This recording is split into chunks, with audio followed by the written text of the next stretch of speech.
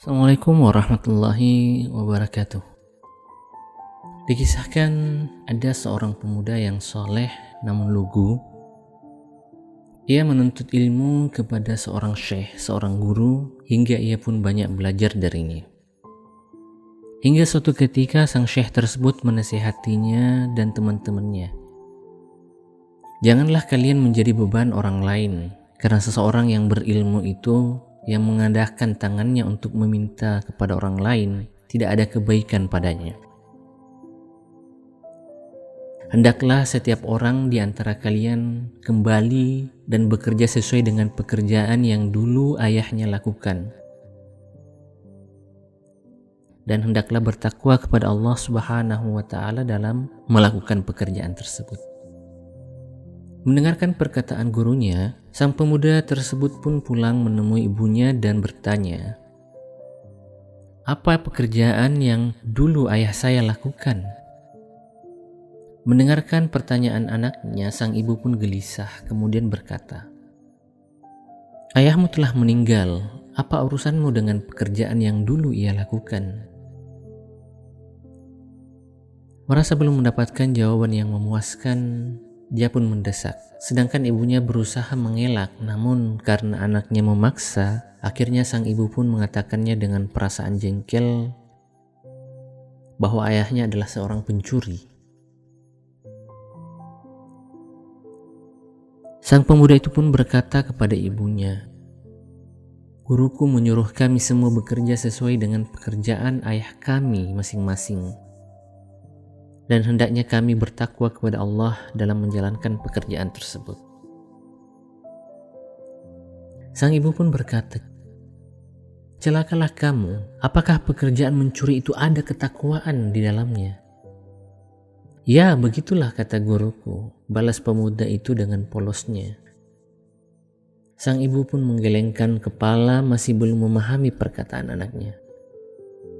Karena tekad sang pemuda lugu tadi sudah mantap, ia ingin bekerja mencontoh pekerjaan ayahnya sebagai pencuri yang bertakwa. Mulai saat itu ia pun mencari tahu dan belajar bagaimana cara mencuri melakukan aksinya.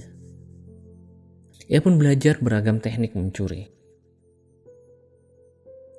Setelah semuanya siap dan beberapa alat penting untuk mencuri sudah dia siapkan, sambil menunggu malam hari pun tiba.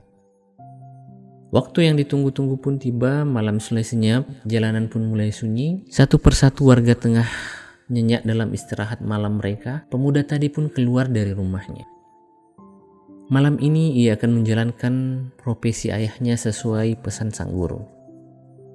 Kala itu yang terlintas dalam pikirannya adalah mencuri di rumah tetangganya. Namun baru saja ia hendak memulai aksinya, ia ingat pesan sang guru agar selalu bertakwa. Ia sadar bahwa mengganggu tetangga tidaklah termasuk takwa. Akhirnya rumah tetangga yang rencananya jadi sasaran aksinya ia tinggalkan. Si pemuda meneruskan langkahnya menuju sasaran yang lain. Sasaran yang kedua pun ia dapat. Akan tetapi saat kakinya hendak masuk ke dalam rumah tersebut, hatinya pun berbisik, ini adalah rumah anak yatim. Padahal Allah Subhanahu wa Ta'ala memperingatkan bahwa kita dilarang memakan harta anak yatim. Malam semakin larut. Untuk kedua kalinya niat mencuri itu ia urungkan dengan alasan takwa. Kendati demikian ia terus berjalan hingga ia berhenti di sebuah rumah milik seorang yang kaya raya. Sejenak ia melihat sekitarnya adakah orang yang menjaga rumah tersebut. Kini ia sudah di depan pintu. Ia membukanya pelan-pelan dengan kunci yang telah siapkan, dan dengan mudah ia pun berhasil masuk ke dalam rumah tersebut. Rumah itu besar dan banyak kamarnya. Ia pun meneliti hingga sampai kemudian menemukan tempat penyimpanan harta di rumah tersebut. Dia membuka sebuah kotak dan di dalamnya berisi emas, perak, dan uang tunai yang jumlahnya besar. Dia pun tergoda mengambilnya, namun Lagi-lagi hatinya berbisik, "Jangan, guru berpesan agar aku selalu bertakwa kepada Allah." Kemudian dia berpikir barangkali saudagar ini belum mengeluarkan zakat hartanya. Sebaiknya aku mengeluarkan zakatnya terlebih dahulu. Di tempat itu juga ada buku-buku catatan. Diraihnya buku-buku itu, kemudian ia menyalakan lilin di bawahnya.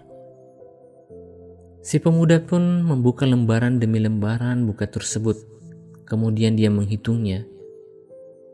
Dihitungnya semua harta yang ada dan memperkirakan berapa zakatnya. Kemudian dipisahkan harta yang akan dizakatkan. Dia terus menghitung dan menghabiskan waktu berjam-jam. Tanpa disadari ternyata sudah masuk waktu subuh. Dia berbicara dalam hati, "Ingat, takwa kepada Allah. Kau harus melaksanakan sholat terlebih dahulu." Pencuri itu pun keluar menuju ruang tengah. Di situ ia mengambil wudhu dan melanjutkan sholat sunnah. Saat itulah tiba-tiba tuan rumah pun terbangun. Pemilik rumah kaget sekaligus heran. Dilihatnya lilin kecil menyala. Dilihatnya pula kotak hartanya dalam keadaan terbuka dan ada orang asing yang sedang melaksanakan sholat. Istri pemilik rumah bertanya, "Ada apa ini?" "Demi Allah," sang suami pun menjawab, "Demi Allah aku tidak tahu." Kemudian bapak itu memberanikan diri menghampiri orang asing yang baru saja melaksanakan sholat. Dia pun berkata, "Celakalah kamu, siapa kamu dan apa yang kamu lakukan di sini?" Sang pemuda yang tadi baru sholat pun berkata, "Sholatlah dulu baru kita bicara. Pergilah berwudu, lalu kita sholat bersama. Tuan rumahlah yang berhak menjadi imam," jawab si pencuri. Karena khawatir pencuri itu membawa senjata, tuan rumah pun menuruti kehendaknya. Selesai sholat dia bertanya, "Sekarang coba ceritakan siapa dirimu dan apa urusanmu datang kemari." Si pemuda tadi malah berkata, "Saya ini pencuri." "Lalu apa yang kau lakukan dengan buku catatanku?" tanya tuan rumah tersebut. "Aku menghitung zakat yang belum kau keluarkan selama 6 tahun. Sekarang aku sudah menghitungnya dan juga sudah aku pisahkan agar kau dapat memberikannya kepada yang berhak menerima." Tuan rumah pun heran. "Ada apa denganmu sebenarnya? Apa kamu ini gila?" Mulailah sang pemuda tadi mengisahkan secara seluruh dari awal kisahnya. Tuan rumah pun menyimaknya dengan sepenuh saksama. Setelah mendengar ceritanya dan mengetahui kepandaiannya dalam menghitung, kejujuran kata-katanya, tuan rumah pun tadi masuk ke dalam menemui istrinya. Sepasang suami istri pun tersebut memiliki seorang putri. Setelah keduanya berdiskusi, tuan rumah itu pun kembali menemui si pencuri tersebut. "Bagaimana sekiranya kalau aku nikahkan engkau dengan putriku? Aku angkat engkau menjadi sekretaris dan juru hitungku. Kau boleh tinggal bersamaku, kau boleh tinggal bersama ibumu di rumah ini, dan engkau aku jadikan mitra bisnisku." Si pencuri yang tak lain adalah pemuda yang lugu dan bertakwa, tak menduga mendapatkan tawaran yang mulia ini. Setelah berpikir, ia pun menerima dan berkata, "Saya setuju." Pada pagi hari, menikahlah pemuda tersebut dengan putri orang kaya. Hidupnya pun berubah menjadi lebih baik.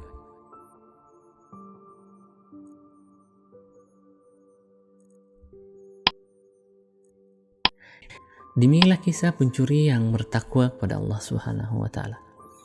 Mudah-mudahan kisah ini bisa memberikan inspirasi kepada kita menjalankan aktivitas kita dalam kehidupan ini. Assalamualaikum warahmatullahi wabarakatuh.